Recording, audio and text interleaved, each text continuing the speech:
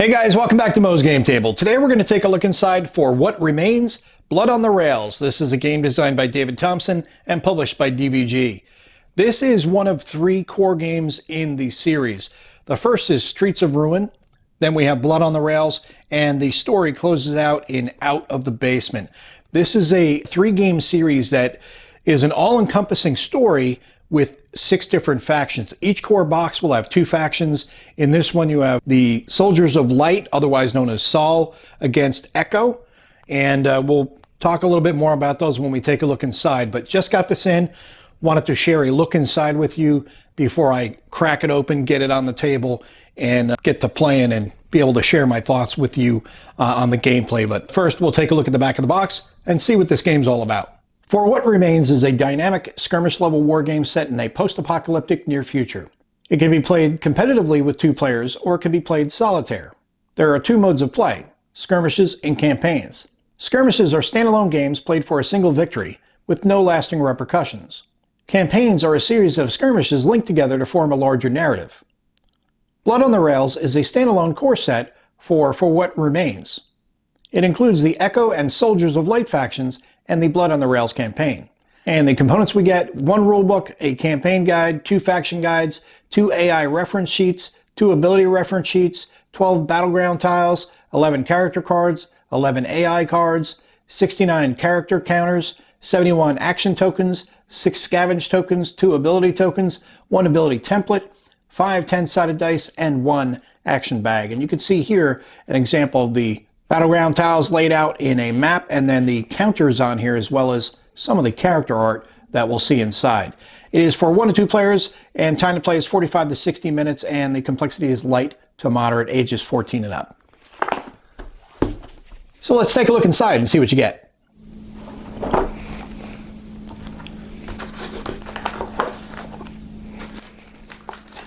We've got some character cards, D10s, our draw bag, rulebook, faction books for Sol and Echo, the campaign book.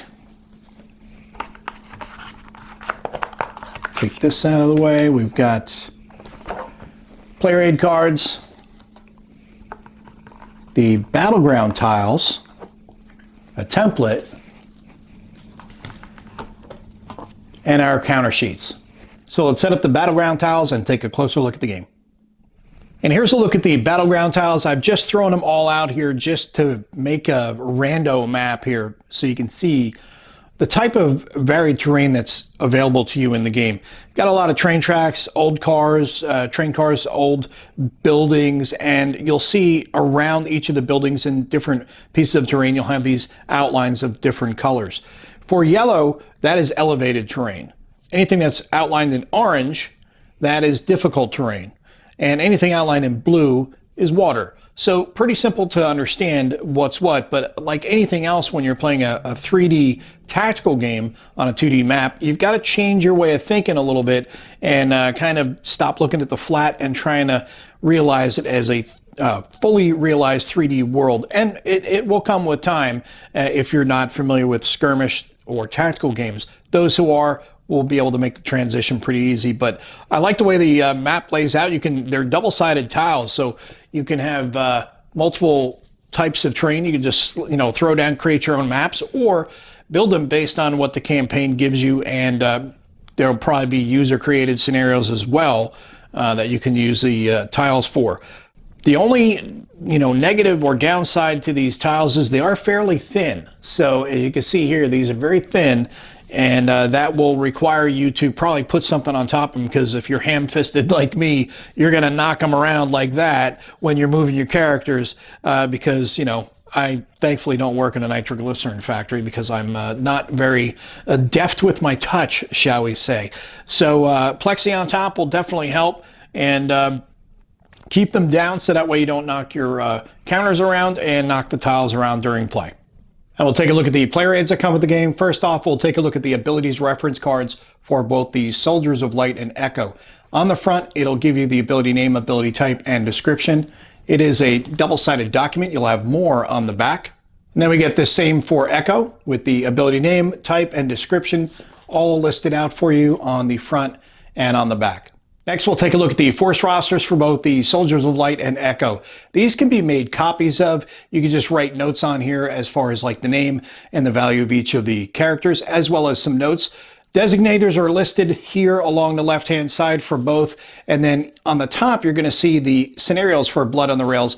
All aboard Dragon Hunters, I Need More Power, Going Home, and Last Stop, along with the recommended skirmish points for each scenario. Skirmish points are the values that you'll be using to build out your force roster, and 10 is the lowest, 30 is the highest, so you can see the scenarios will get more difficult as they go along, starting off with pretty simple at All Aboard and all the way up to the epic for Last Stop.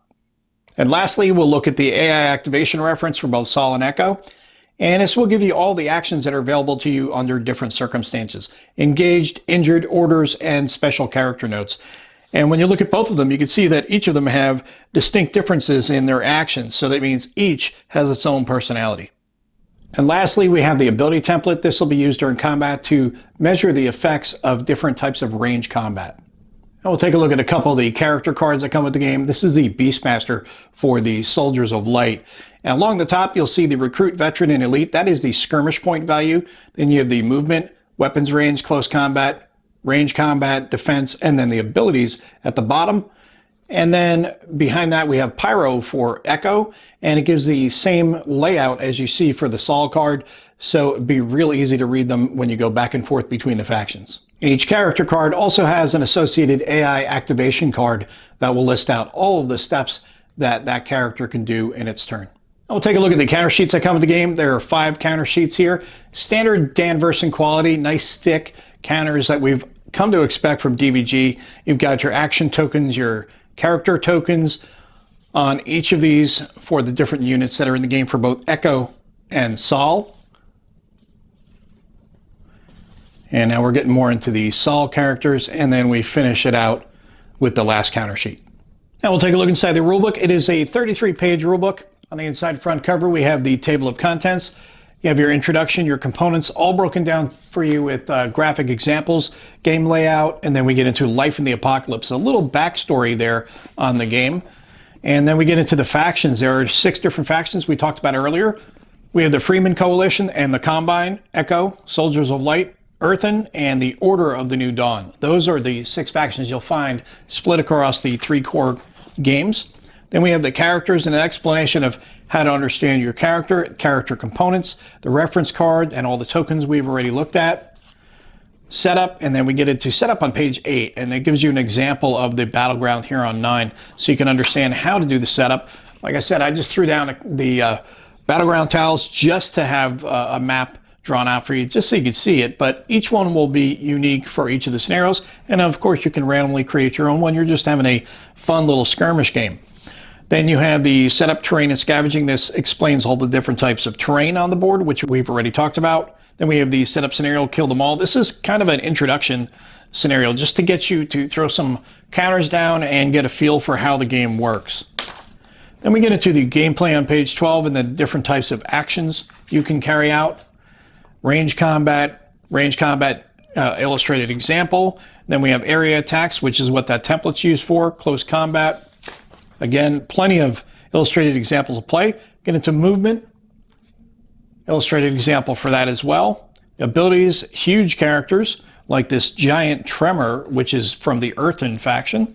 Then we have an illustrated example for the huge characters on 22. 23, we start off with the campaign explanation, and then that carries over to solitaire play on page 25 with an example in text there for you. And then it continues on with the activation system and campaigns for solitaire play.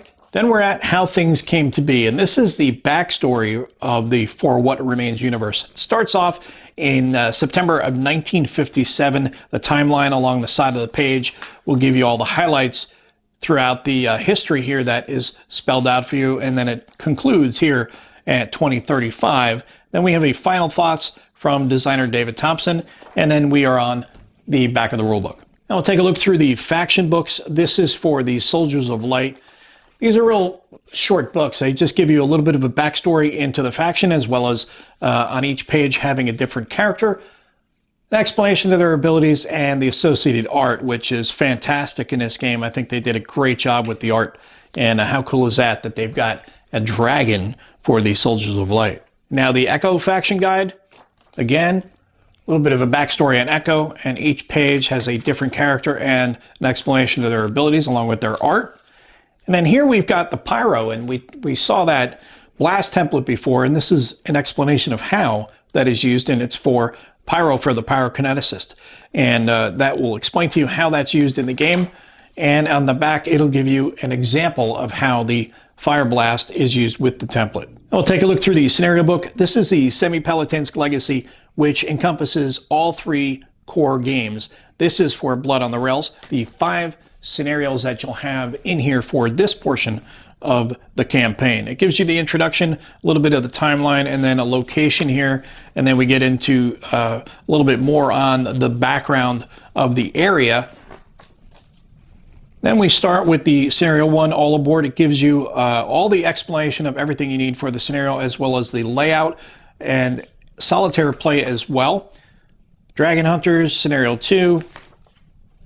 Scenario 3, I need more power.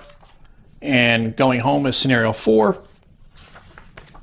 And then the 5th one is the last stop. That is the big one with 30 skirmish points. So that's going to be what they would consider like the epic game.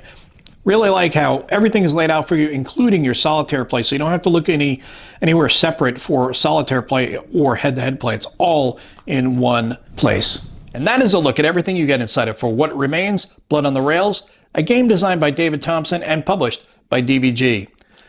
David Thompson's name has become very commonplace now with successful designs. The guy has just got great design chops and has had tremendous success the past several years with game after game after game that just keeps coming out and just knocking it out of the park.